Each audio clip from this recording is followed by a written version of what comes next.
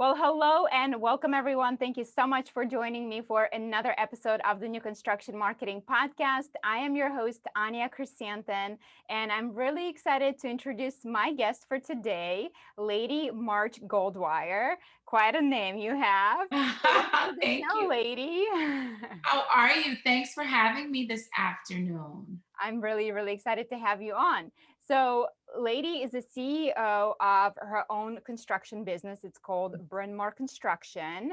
Right. So, I wanted to have Lady on today to talk about her career choices. How, because you don't see too many women who own construction businesses. So I was immediately intrigued. And as you guys know on this podcast, I love to tell stories about successful women in our industry. So let's get to it. So, if you Thank don't you. mind giving us a little bit of a backstory of who you are and how did you get into becoming the CEO of your own construction company?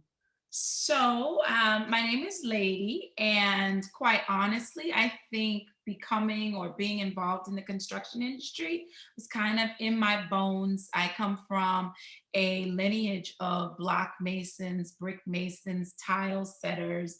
I always tell this story about watching my father when I was younger, kind of hop from construction site to construction site. He was a construction foreman for a very prominent company here, and just watching him kind of move about his day to day was very intriguing to me. I remember telling him that I wanted to be the boss of my own company. And he said to me, he was like, you could probably or would probably be very good at being a secretary or an accountant. And that would be really awesome. And I remember kind of at probably 8 or 9, maybe 10, going back and forth saying, I don't like the notion, not that secretaries aren't great, but in my mind, I really wanted to be the boss. And so we've revisited that conversation years later. I'm now 45 and I've been in this business now for about 20 years. And I think with the times, he thought that that was more aligned with what was possible. And now that things are progressing and have progressed the way that they have, I think he's happy to know that I've been able to, license as a general contractor. I've done that now since 2005. So that's about 15, 16 years. I'm also a building code administrator, a building official, certified in all 50 states and the US territory. So that allows me to offer some oversight and regulatory type interaction with the codes. I've been able to kind of do construction and explore this industry from both sides, being a contractor and also an official. And it's interesting. I think it's wide open for women right now. I'm eager to see more women kind of come aboard. And I'm just happy to be doing what I'm doing. The market is great right now for people in the construction industry. And it's just, no limits. So I'm happy. That's kind of how I fell in, though. Nice. So, okay, so I get the notion of being a boss, okay? Right. I mean, I think most little girls growing up, like, I don't know about, the little girls that you've been around, but my little girl right now, she's, 14 months, and I can already tell that one is a little boss.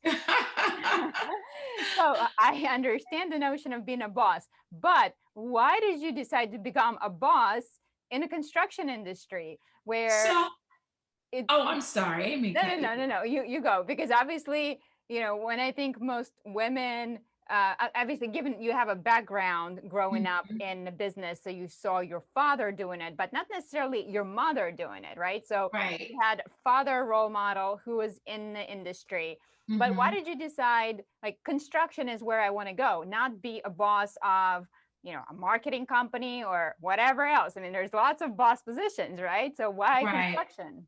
So let me be very transparent. Mhm. I was with my father. I spent a lot of time with him. I was less girly than my mom preferred. I had a sister. She was very prissy, so to speak, and that kind of fell in line with where my mom wanted me. I kind of liked the rugged ends of things and hung out with my dad. But truth be told, when I got around 15, very early in life, I made some not so great choices. So I had children very, very early. And so I needed to decide which trajectory I was going to go on to kind of be able to provide for them. And vocation and trade seemed to be the fastest way forward. I was not in a position to go through college and complete college all the way through traditionally, as my parents probably would have preferred.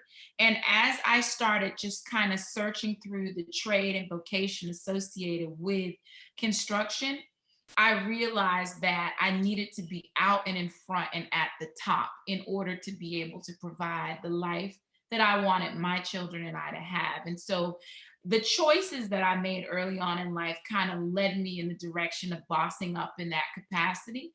I think if I had done everything traditionally, I probably would have found myself in the construction law vein. I've always been interested in just the ideologies around building, starting from scratch, and seeing something go from concept to keys and door. And so this vocation pathway just kind of led me to a space where construction was it. It then became the notion of how do I get to the top and what sets me apart from everybody else. And since there were so few women at the time who were general contractors, so to speak, that was just the path that I kind of jumped on top of. The path less traveled, huh? Right, right. Definitely less traveled, but no less difficult for sure. Oh, absolutely. I think probably more difficult because less traveled. Yeah, yeah, I would agree. So, okay, so this is fascinating to me because I think in our culture, um, we've been really made to believe that college education is something that you need to have in order to be successful, and Hmm. that unless you go to college, there is really no opportunity to become the boss. Right, And I think a lot of parents um, don't even think as trade school as a possibility for their children, hmm, and don't realize that there's such great opportunities to come out of trade school and not have thousands of dollars of debt, but instead you have an opportunity to come out of trade school and start your own business, hmm. and really start in a positive instead of starting in a negative, where a lot of Right, college graduates are right now coming out and they can't even find jobs that will pay exactly. well enough to pay off that debt. So it's incredible that you had the foresight to really um, say, okay, trades is what I want to get into. And I think Hmm. obviously growing up with father who was in the industry, seeing him be successful, um, I guess you realized early on that, hey, that it's a possibility to be successful and make money doing this, because I think there's definitely stigma that a lot of blue collar jobs, Hmm. people associate trades with like almost like, oh, it's not really a way to make money. There's no opportunity to really thrive financially Hmm. in this field. So I love telling story like yours, because I think by telling stories of successful women like you who really paved the way and made this possible for yourself, and made a great life for you and for your kids, by telling those stories, that will open the eyes of future generation of women, but not only women, men as well, because let's Hmm. face it, our industry is in big trouble right now when it comes to labor force. Yes. So it is amazing to see you in a position where you made the choice, and obviously it paid off for you. um, I'm happy with the choice. I was initially young and thinking this is what I have to do. This is what I need to do. I did experience some pushback. I did, second guess myself, but I knew at the time that it was probably really, really not feasible to try and incur debt, try to figure out a path forward over the course of 4 years or 6 years. You need postgraduate education to get into a space where you can really start making money that's going to make a difference and be impactful in terms of the life that you want to have for yourself and your offspring. And so, I didn't really have the time. I didn't have 4 years or 6 years with little people, pulling at me in terms of needing to be able to provide for them.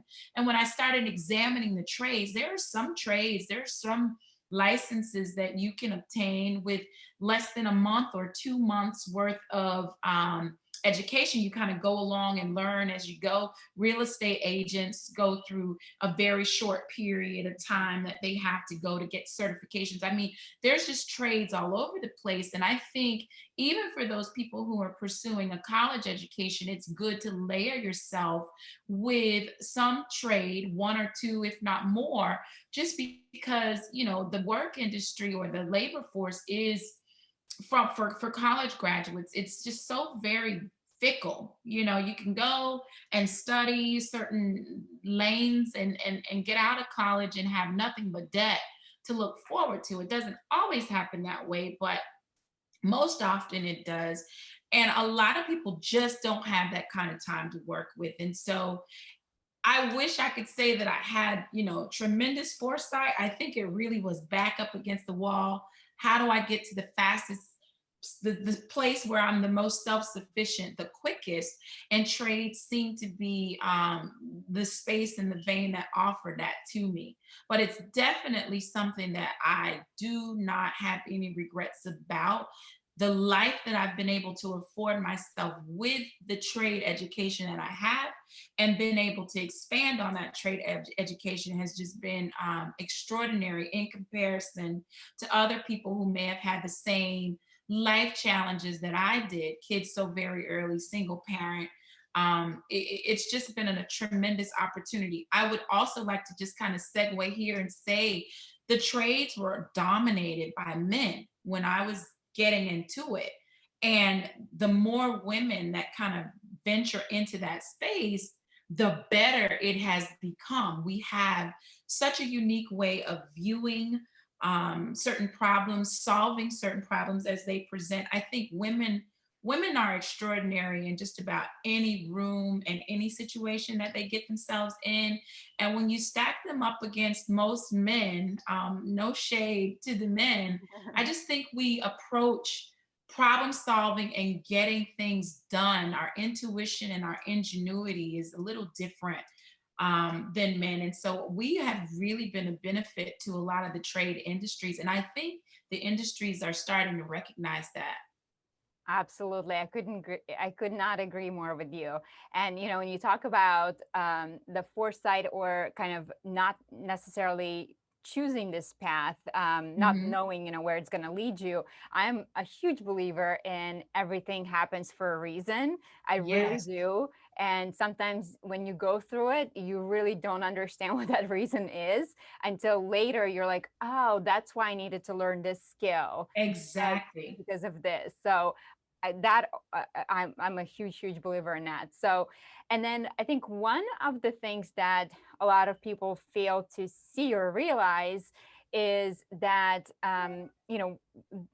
the opportunities that were created by really this gap that we have Mhm. in the labor force. So if you think about, picking up a phone and calling that HVAC guy in the middle of heat when, everyone decided to turn on their air conditioning, Right? suddenly they can't come till next week, and you're paying an extra high rate because they're coming out on the weekends or whatever that case may be.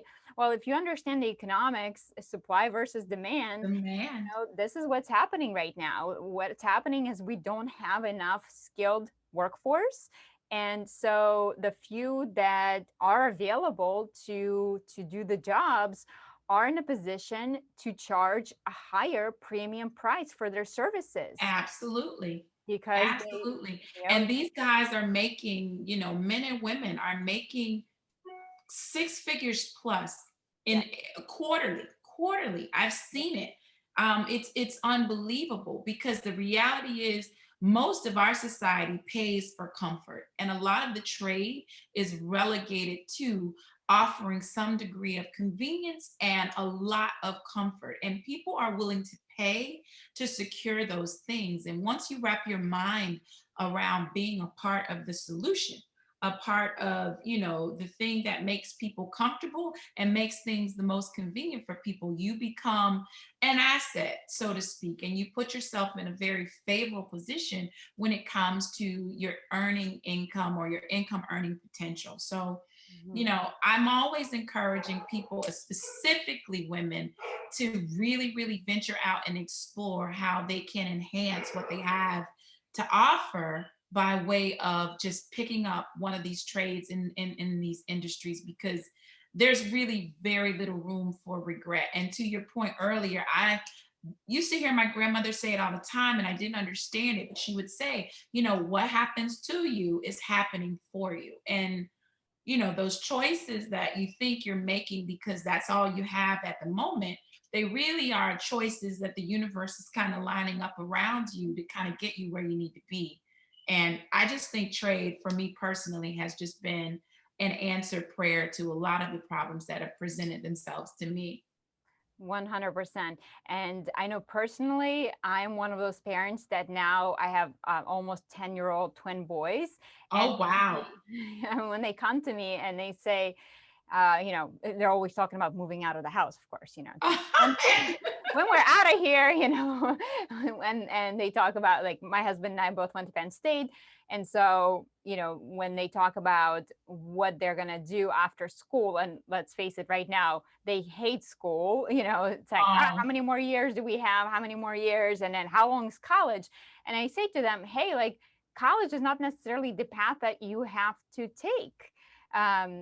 There's a lot of other opportunities, whether it is getting into trades or it's learning skills online. I mean, there's so much wow. available online right now. Like what I do right now for home builder marketing is something that I taught myself, taking classes online. I didn't go Wow. to an additional school for it. It's a Mhm. skill that I developed over time, and now I'm doing it full time.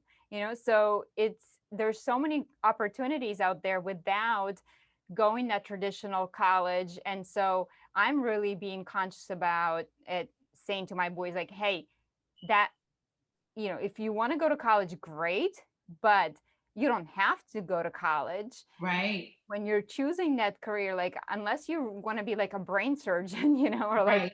a rocket scientist, like, yeah, you probably need to go to college for that. But Right.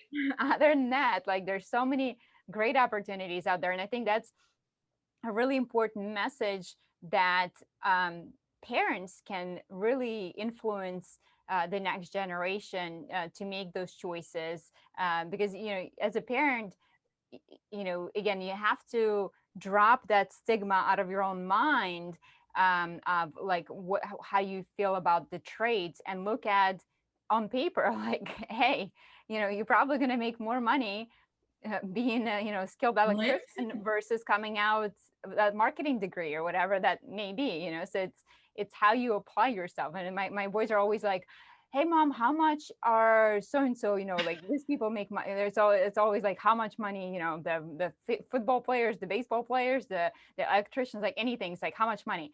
And I How much say, money do they?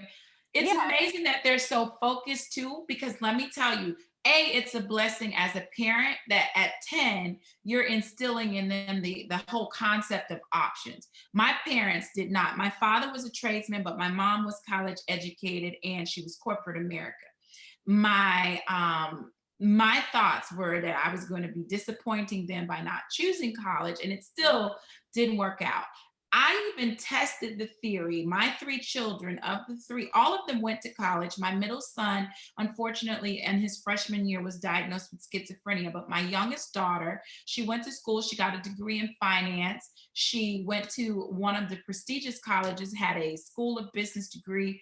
It was crazy. She now forex trades on her own dime. She doesn't want anything to do with the degree, with the what she went to school for, and Yes. she makes so much money. My older son is an assistant principal, and although he had to get advanced education to do what he does, he's still real estate development side, and that's kind of where he makes his money. And I needed to test the theory and say, okay, I'm not going to jade them with college not being an option. I want to give it to them. If they want to do it, fine, I'll pay for it. Unfortunately, it killed me. But you get it done, and then you see them still kind of circle back and find themselves curious about how can I make the money. Here's the thing: trades also afford you the opportunity, in my opinion, to really shape your life. A lot of people are getting away from working 2,000 hours a year Yes. for somebody else's dream. Like the kids coming up now, they are not open to working and pouring into somebody else's dream. They're okay with working that hard for themselves, but to go work for another company, that now you've had the pandemic, people are working from home and Yep. really experiencing what it is to enjoy life, not just buy a house only to go there to sleep and leave. I mean, it's just so much has come out of this last year, which has been difficult. Trades are at the forefront because, again, you fall back on comfort and convenience, and everybody is for that right now. I think for your boys to have parents who are open to having conversations with them outside of something so rigid like college, and you must do this and you must do that, and you can't even tell them what the return will be, is such a blessing for them. And I think they're going to be super appreciative of all of the conversations, candid conversations you've had about the money that they can earn doing other things when they grow up. It's really good to hear. Oh, well, thank you. I appreciate it. So we'll see. Fingers crossed. Fingers crossed. We have a long road ahead of us, but at It least goes I, fast though. yeah. It goes Oh, fast. I hear you there. It's crazy. Now you mentioned that when you got into the field throughout your journey, you've had some challenges, some Woo. pushback. Yeah. And I can imagine what some of those challenges may be, but can we talk a little bit about, what types of challenges did you have to deal with going into So this? let me be honest. Initially getting into my industry, if I'm super honest, I thought my biggest challenge would be that I was a person of color. Mhm. Totally wasn't the thing for me. For me, the thing was gender, which took me completely and totally by surprise because I thought my ethnicity would be the bigger thing. It was gender. It's always been gender for me in the 20 years. You just find yourself up against some really, really stringent mindsets when it comes to women being able to be involved in processes as complex as construction, structural building integrities, and all of the things that align itself with, concept again, and then shovel and ground, keys and door. They don't really envision women being involved in that process. When women come into play, they're thinking about administration, paperwork, interior design, da da da da. There's not really a space there. And so showing up at a lot of the places that I showed up at, saying I want to be a part of the brute element of this was, I got a lot of pushback. I would find myself in board meetings. The expectation as a woman was that I gather my things and kind of maintain my space, that I know my place. I've been told that a lot of times. And, I've had to be very, very vocal that my place is really at the beginning, in the middle, and at the end of whatever this is that's going to be. That hasn't always been easy. As a building official, I think there are probably less than 20 women who officiate in the industry throughout the country. And so that was always a challenge. I'm currently can't really get into much detail because it's ongoing, but there's federal litigation for just being a woman doing what I did in that capacity and not being paid what they pay men to do. And so currently we have a trial up and coming for equal pay for equal work. And that is super important to me because when you want to open a space for women to kind of join in and be very, very engaged, I'm happy to be a part of the conversations that require that we are compensated and viewed equally to our male counterparts. And so, those are some of the challenges, just to name a few. But I'm telling you, it's been worth it. You push your way through when people try to kind of tear you down and tear away at what you have to offer. You build anyway. You build anyway. You build around them. And so, I'm of the mindset, quite frankly, when people have the nerve to tell me that I don't belong, I kind of lead with the audacity to show them otherwise. And that's who I am. And I think that is kind of where women are in general. That's the headspace most women are in right now when it comes to carving out our space in construction. And so I'm happy about all of that. Challenging it has been, but worth it. It's been that as well. Oh, I hear you. Tell me I can't, and I will show you. Show you. It's So amazing. yeah, so when you say you've got this pushback from for being a woman, has it been pushback from your clients, or has it been more pushback from the peers? Like where did you encounter this pushback? So the pushback primarily for me, so let me say this. I would get a lot of conversation from my peers, women, who would say, you sure that this is what you want to do? Mhm. But it wasn't so much from a discouraging standpoint as it was from they weren't sure that this was a place and a space for me. Mhm. With regard to pushback in the actual workplace, I've had situations where the environment was, it was a hostile work environment. You're constantly dealing with the comments and some harassment here and there, and just developing the tough skin. I remember when I first got in the industry, I've always worn very, very long hair, and I always liked to be growing into the roles. I started to like dressing up. I moved away from being real tomboyish when I was a little boy, but I started out cutting my hair very, very short, wearing jeans, always at the bars with the gentlemen, trying to get acclimated, developed the worst potty mouth on the planet, just spending so much time with them. But it was really in an effort to assimilate so that I could kind of avoid a lot of the pushback. And as I started kind of finding my way, I got back into, understanding that the feminine aspect of what I bring to the table was the superpower. And so that's kind of been my defense against the pushback. And now you see it where the men are kind of leaning into, okay, well, lady, what are your thoughts here? Okay, well, lady, how do you think is the best way that we approach this? It's definitely earned. It's definitely not something that you get right away. You can always turn this pushback into something positive. It's just us really digging into and figuring out how to be creative about it. But yeah, I got it from all avenues and all areas, but it was varying in its delivery for sure.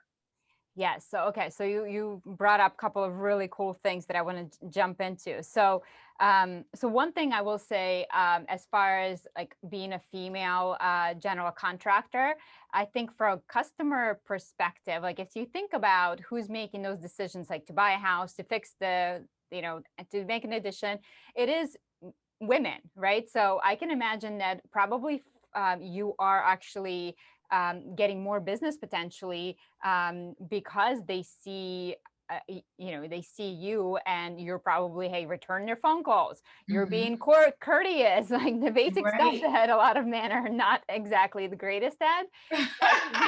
that can be, not condescending, right? Like you Right. explaining what's going on. So I think that can be a huge, huge plus for females entering into this general contractor role. Um, Absolutely. and then as far as like talking about like dressing in a feminine way, like, so I love fashion. Like, so I live for I can fashion. tell you're beautiful, by the way. The yellow Wow, is well, so stunning. thank you, thank you. So I've always enjoyed wearing dresses, and like I think most people know me that I'm very feminine in the way I dress. And in my previous career, I was in finance, and so I've always struggled with looking pretty and being taken seriously. Like I Right. felt like Right. they were almost like mutually exclusive. Um, Hmm.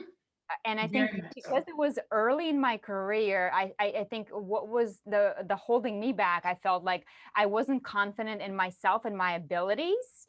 Um, so I always struggled with that. But then once I became confident in what I could do, Hmm. then I felt like the whole dressing part, like it would never come to my mind now. Like, oh, excuse me, like, I'm not dressing inappropriately. I am dressing for how I would dress professionally, but it's Right. feminine, like, right? I'm not going to put some ridiculous suit that doesn't fit me, just to eliminate my femininity, like, right? I'm going to Right. dress to my Right. body. I'm going to show off my body, my feminine body.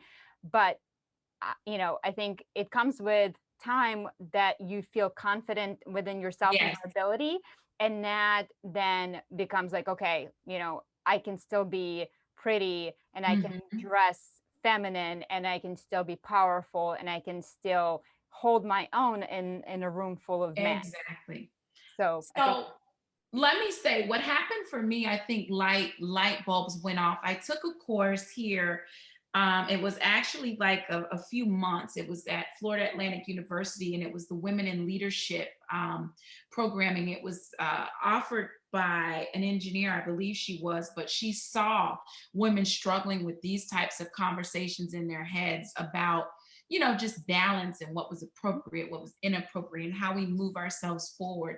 And the content of that course really kind of shaped my mindset. But the to your point, the confidence as it builds growing through my career, I got to a space where I felt like I could do what I needed to do to feel good about showing up, and I was less concerned with how I was being received because I was able to lead from a space of confidence that I knew my stuff.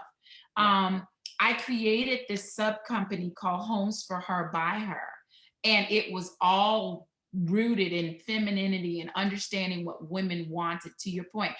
All of the women were the decision makers primarily when I went in to do a remodel job, or the husbands would always tell me, I have to talk to my wife anyway. So I was like, well, I need to even start with you. I need to get to your wife and let's have a conversation.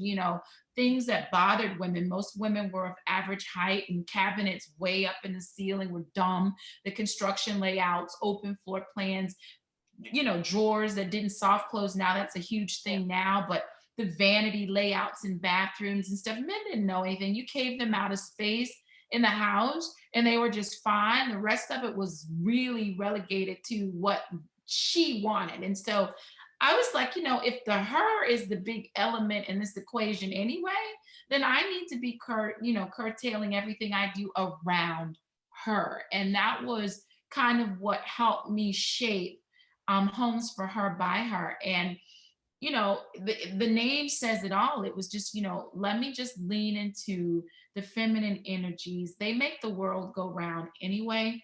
yes, And I just love this space. I love having conversation with women. And the other thing that I was finding out is, even if it wasn't dependent on men, most of the women that I were coming across, they were super independent and decided outside of men anyway. And they were really like buying their houses and didn't have spouses or children or anything. They were just in a space where they wanted what they wanted. And I was getting that more regularly than everything else. And so, you know, women in general, like I said, I'm a woman and I'm still learning.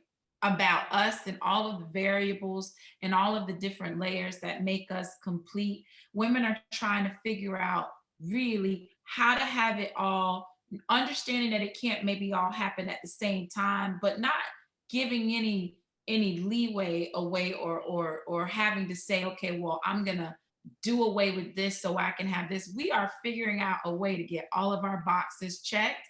And I'm just eager to be a part of the equation in terms of, guess what? You can definitely check all of these boxes. Maybe a little here, maybe a little there, but you can definitely get your cup full. And that's a good space to be in. Yes. And I think at the end of the day, it is unfortunate, but it's the reality of the situation is that Mhm. when you're a woman in a non-traditional female role, you're Right. going to face some challenges. Like, let's be honest, Yes. right? You're going to face some challenges, and you're not going to be perceived like the other guys. Right. And you just have to realize that. And it is unfortunate, but it's the reality that we have to work harder. We have to prove ourselves. But I think we're all capable. And I think once they see a successful female in that role, and they respect that female in Yes. that role, Yes. then it changes the equation. Yes. Absolutely. Changes for the next generation. It makes it a little bit easier. So Absolutely. You won't always be respected by the women who don't understand why you would want to make it so hard. Unfortunately, there's some exchanges between the women where they feel as if perhaps you also don't know your place, or that you're making it more difficult for them by not staying in the traditional space. And that can be challenging, but all of it can be worked through.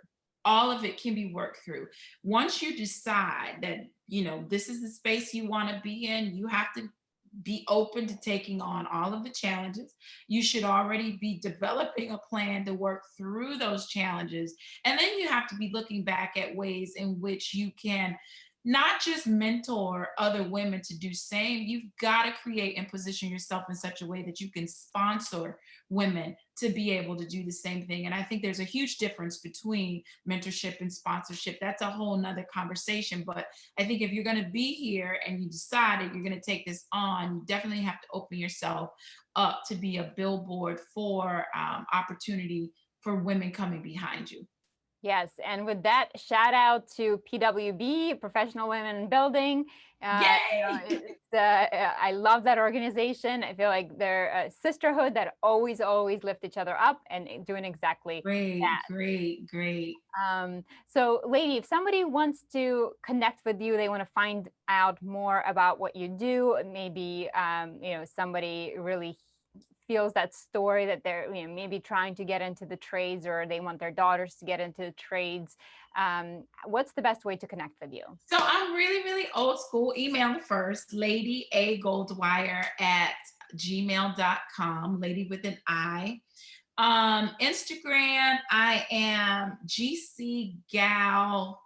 It's crazy that I don't know. I have somebody, honestly, who does all that for me. But Facebook, I'm under my name, Ladi March-Goldwire. I'm definitely on Instagram. I just don't remember what my Instagram name is, but Well, I'll get all of that to you so you have it. Oh, I got it. GC Gal Lady. okay, and I'll be sure to link all of that in the show notes, so you guys be sure to connect with Lady. Give her a shout out if you felt a connection in this Aw, episode. Well, thank you so much for being on today. thank I appreciate you you. sharing the story, and I think again, the more you can share the story, like you said, paving that way for next generation Yes. by mentorship and sponsorship, and that's what we can do. So, thank you for Thank being you, on. Anya. I hope I'll get to see you in person sometime. Yes, yes, yes. You be well. Manage the heat. Enjoy it. Stay cool. I will. Talk to you soon. Talk to you soon. Bye bye.